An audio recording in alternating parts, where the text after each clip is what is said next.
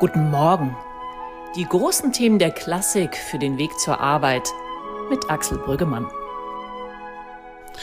Good morning. Today is Thursday, September 24th. Welcome to another edition of the Backstage Classical podcast, today again in English. When directing opera is no longer enough for someone, what do they do then? Perhaps they expand the battlefield of art into video and by founding a new label. The label is called Heresy, created by Irishman Eric Fraad, a treasure trove of new ideas. On the one hand, classical recordings of Irish musical traditions, the Wexford carols and strange wonders ranging from early music to etudes by Philip Glass. But Eric has also directed a film around the music of Johann Sebastian Bach, Partita. And it is about nothing less than saving the world. How does that work? Hopefully, he will tell us now on the phone. Good morning, Eric. Good morning, Axel. If I look at your page, if I look at your label, I ask myself, there is this Eric Fraad. He was director. He did the Arc in Dublin. He did everything on stage. Why the heck did you found a record label? Well, that's really interesting. I had moved from New York to Dublin in around 2000, and I was, in New York, in the United States, and even working in Europe. I began as an opera director, right. And then I moved into doing theater pieces, and I created sort of a genre of theater that smashed together music, opera, drama, and dance. And I would stage unusual pieces. Right. They would be made up, or we would stage oratorios like, Handel's Messiah, or other sort of like large works that weren't necessarily meant to be staged or written. Opera became too small for you. Well, yeah, opera was. I just found these other things that were more interesting, that were very stage worthy. Or I'd find a text and I'd put it together with classical music and right. with dance, and just sort of like create this species of stuff. And we would tour them to festivals and in different places. And I continued to do this in Dublin, and did it around Europe and stuff like that. And at a certain point, I thought, we're doing all this stuff and we're making these, and, it would be easy to make the recordings of these pieces, which were sort of sui generis and unusual and their own thing. And we were working with some very powerful artists, doing a lot of early music at the time and some contemporary music as well. Because, early music sort of like use smaller forces, and I was just personally attracted to it as well. And so, we started doing this, and it just seemed to have made sense to sort of like find a way. And at the very beginning, I thought we created this name Heresy for the label, because the idea was to do something, that was sort of subversive within the conservative classical music world. And we started doing that. We started recording these things, and then sort of using, a more like using design in different ways. And it just seemed like at that point, I understood that the economics weren't going to be that easy, but well put, we charged ahead. But what was your experience? I mean, if you're a director for stage, of course, you always have the ideas for the moment, and the audience is there in the room, shares the same thing at the same time, and it's this magic of performing arts. On the other hand, there's a record label, as you say. It's for documentation, but as well it can be, and this is where it becomes interesting with you, it can be an own art form to be recorded art. I'm talking, we will be talking about the music you record as well, but right now you prepared a video which is called Partita, and this is a play on its own means, isn't it? And it really works with the new media, film, and merges classical music, staging for what? Film? Yeah, and dance and everything. I started directing music videos. I don't know. over 10 years ago and did a lot of pop music videos and classical music videos. And then I started doing long form films, and then I started doing full length feature films that I got funding for. And a lot of it was funded by the Irish Arts Council. Right. And these films, again, they're unusual. A lot of the things I do are sort of like unusual. They're out of the mainstream, but I think that, they appeal to people. And what appealed to me was like what you said is completely correct.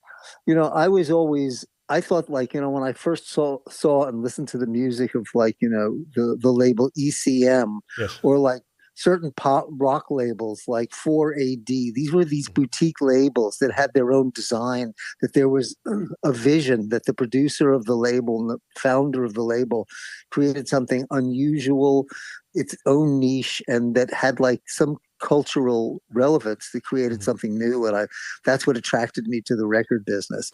I'd also gone to school at Columbia Business School and gotten an MBA. So running companies and doing the business side of it wasn't something that was completely alien to me. That was something that I was sort of interested in as well, and I sort of had some understanding of how to do it. But before we talk about the business side of it, let's talk about the artistic side of it once more. Sure. This Partita, during Corona, everybody learned it is not enough to just put a camera and film what is on stage, but that filmmaking has an own approach to music, and there has to be another artistic grip on the topics. To just take everybody in the boat, Partita it's two people on a castle inviting musicians to save the world through music in 24 hours. Yeah. Well, yeah, exactly. I mean, there were a few things that came together, like essentially the idea was that the world is in a parlous state. Right. We see I don't have to tell anybody about that. I mean, between wars and plagues and political division and technological upheaval, and everybody is acutely aware of the polycrisis that the world is facing right now. And so the idea was that there are these two sort of magicians, a husband and a wife, who own this spectacular mansion, one of the great mansions in Ireland we shot it at, in the countryside. And they feel that in a 24-hour ceremony of art that they will invite a group of artists there to create these special magical performances that on a spiritual level supposedly begin to heal the world. Mm-hmm.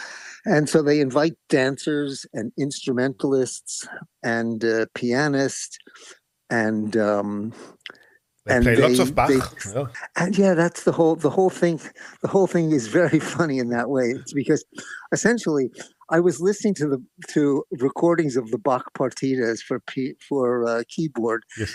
And it just struck me. I said, I love these pieces. What can I do with it? And then the whole thing emerged out of that. It's sort of selfish, I just wanted to work with the piece. What can I do with the partitas? Just save the world. I mean, we don't do it smaller. Yeah. So we rearranged the partitas for instruments, and we brought a bunch of early music specialists from Germany. We the concert pianist Ji Liu, who's a frequent collaborator of mine, we worked with him. My wife is the singer Katrina O'Leary, who's a well-established early music singer and also sings traditional music. And she's an amazing arranger and composer on her own. You've got a Pulitzer Prize writer. Yeah. Well, we went to Jory Graham, who's possibly the greatest American poet right now, and she's a Pulitzer Prize winner, MacArthur Grant winner, and she's the professor at Harvard of rhetoric and oratory. And she speaks throughout the film as well, and we used her films. The idea was doing something sort of like the like Beethoven's, like Schiller's Ode to Joy, and to have a very upbeat sort of text. So we took the partitas and set them to text by Jory Grant, who also speaks throughout the entire piece. And it's a very bizarre piece, but it's very beautiful, and it works rather beautifully. I mean, the whole film, I just saw the trailer, but it is really like magic. How was it when you recorded it? Did this magic, which of course happens in the film, happen on the set as well? Or was it Yeah, but hard work film with is lots of sweat? yeah, I mean, yeah, it was intense because working in a place like we worked at, which was called Rustborough House, is sort of a museum, and you know, as Martin Scorsese said, as one sort of like axiom, never let anybody film in your house, you know. And so they were always careful that we weren't going to smash the place up with all the Okay. technical crews and stuff like that.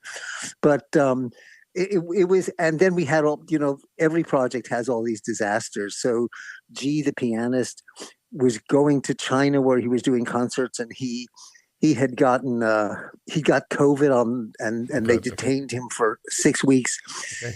in at the airport, and worse than that, he couldn't get back for the filming, so we had to Right. shoot the entire film without him, and then Right. find a way to put him in the film that it looks like he's organically in the film. So it had its issues, but in the end, it sort of came. Necessity was the mother of invention, and it came out very well. That's how magic works. Not normally, it's just necessity. And it sounds great too. So, Absolutely, absolutely, and it's really worth watching because it's a complete different approach towards music. You just sent your label was founded, and your work is out of the mainstream. And that's what I have experienced as well. After we opened this page, Backstage Classical, all the papers for classical music were kind of vanishing. The music journalism disappeared out of daily papers. But out of the mainstream, there is a niche, and this niche is working quite well. Is that the secret of Heresy Records as well? I mean, you really have this approach, this Irish approach. If you look at the CD, so the other recordings you are doing is Mystics and Cines. It's the Wexford Carols, of course, which was a bestseller. It's like this Irish music. It's this roots of folk music, merging classical music to folk music. Is this niche actually the success of your ideas?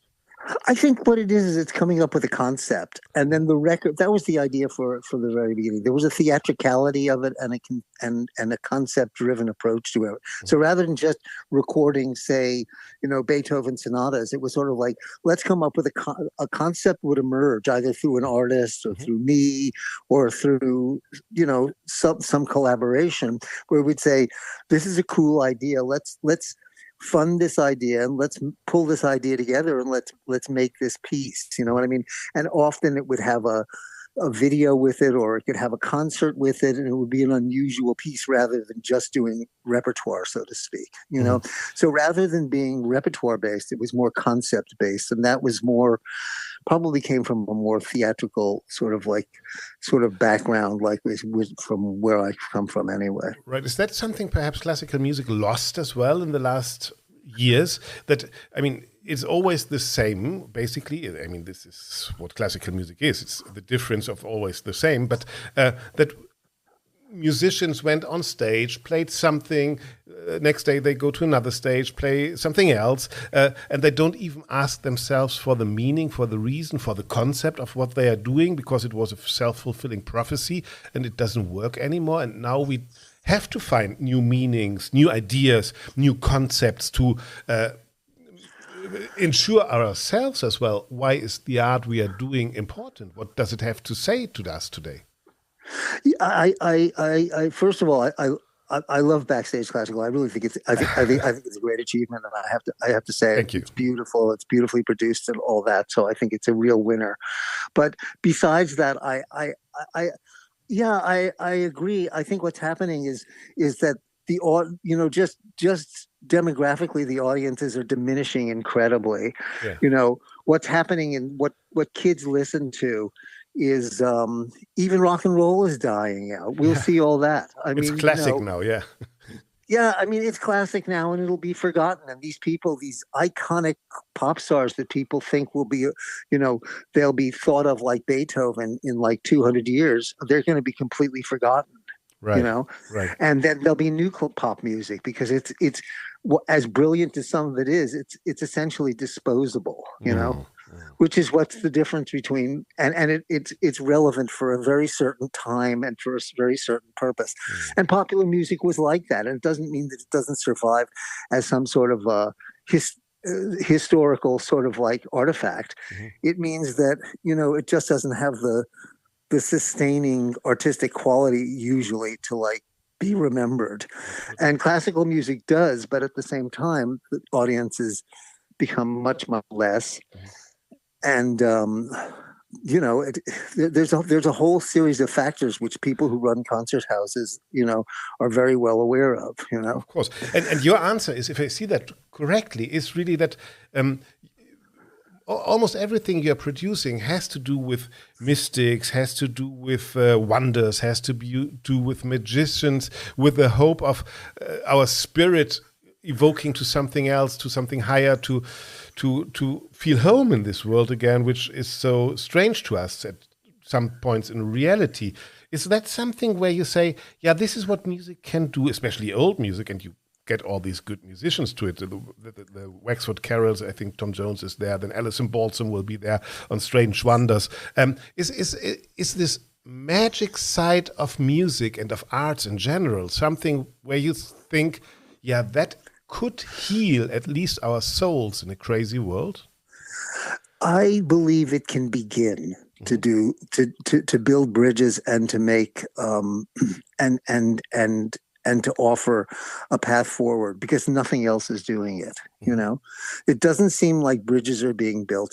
It just seems that art in general is a place that creates a completely different space that doesn't have to be used for anything, but that can open things up and can offer experience, a new type of really, really special human experience. And I mean, that's all life is. It's just a bunch of experiences strung together, And it's hopefully throughout they're the more time. positive than the ones that are happening. Yeah, throughout time. This is what one sees in your recordings as well, because you have old songs, old Irish folk songs, but then you go up to the etudes of Glass, So actually, people were always seeking for the same thing in art, didn't they? Yes. Yes, it always fulfilled the same. Whether the world was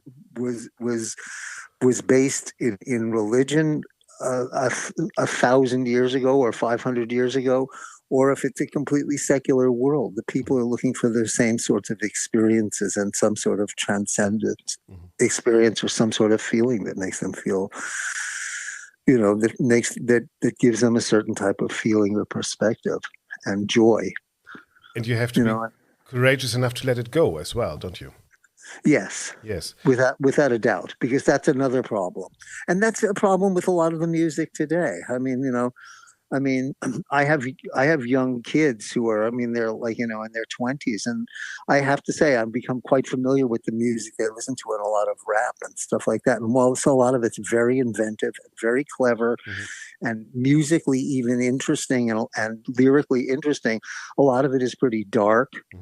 And I don't think it necessarily is salubrious or healthful, but it must mean a lot to the people that are listening to it.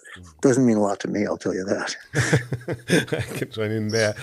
But for the last part of the entrepreneur, you as an entrepreneur, if you have this label, do you see that as well? I mean, for me, it was interesting to confront with your work and with your label, because you can't get a grip on it like if you take it by the conventional attitude of this is a label and what are we talking about, because suddenly you are in complete different worlds with you. Is that something what you feel as well, that if you let things go, something like a label develops in different directions as well, which you have not expected to? Absolutely. Absolutely. It's an axiom that the first casualty of battle is the plan, and it's the first casualty of business is often the plan. Sometimes things turned out better and sometimes things turn out worse, but they never turn out the way you expected them to. Right. And so, this is a really difficult time to do, like recorded music, particularly in like classical music or niche music or art music. And even I would assume in popular music, a lot of people have problems as well, because a lot of the, people are buying less and less Right.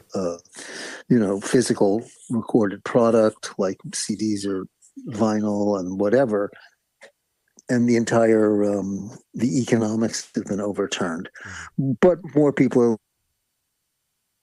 opportunities exist. And still, hearing live music, is always an experience that more and more people are going to listen to live music. And I'm certain that that's going to continue. We will follow your entrepreneurship without plan and see how it grows and what direction it grows. And it really is an adventure. And I can just encourage you out there, have a look on the page, have a look to the trailer, and have some ears into the music you're recording. Thank you very much, Eric, for sharing your experience with us. Actually, it's been an absolute pleasure. Eric Fraad, founder of the label Heresy. Have a listen and check it out yourself. For example, the trailer of Partita, which is already available. Let yourself be inspired. I say thank you for today and keep your ears open.